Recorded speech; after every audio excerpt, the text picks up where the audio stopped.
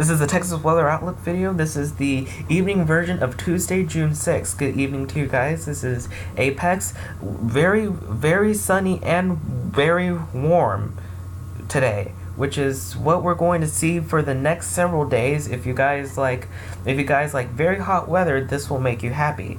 Taking a look at the water vapor satellite imagery view, you can see that that upper low has exited our area and into the Gulf, where it's affecting parts of the southeast states near the Gulf, bringing a chance of showers and thunderstorms in those locations. But for us, we are relatively hot today. At 5:51 p.m., these were the temperatures: Arlington 92, Dallas 94, and DFW 93. Generally, most of the locations on this map are in the low 90s, which is very warm to hot.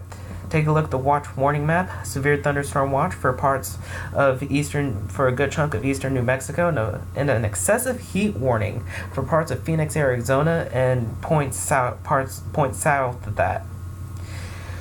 The main area of severe weather today, a greatest severe weather concern today, will be in most of eastern New Mexico. Surrounding that, we have a marginal risk for parts of western Texas, extending into parts of the Texas Panhandle.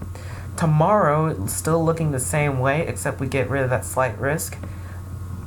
And on Thursday, risk for severe weather for parts of the Texas Panhandle, extending into the northern Rockies. Rainfall outlook for the next 7 days, valid through Tuesday of next week. There is a pretty good chance that most of Texas will be dry for the next several days. We do want to take a look at the Florida Peninsula, around 6 inches of rain in that location. These are the tropics. Very quiet and nothing. It's going to stay that way for the next several days. Typically, the peak of hurricane season is really in August, and really in the August-September months. Here we go with the models. This is the 18Z run, valid tomorrow at 1 o'clock.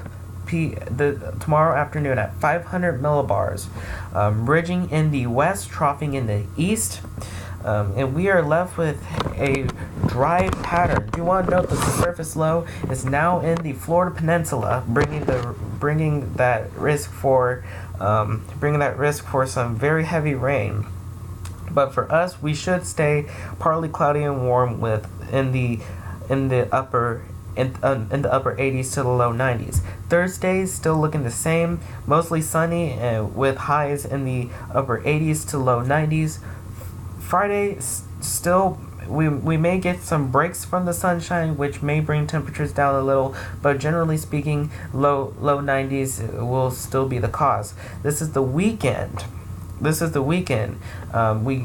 may see some breaks from the cloud, partly cloudy and still very warm. We may have southerly winds at 13 miles an hour, so that may that may feel good, since we're not sitting in the heat all day.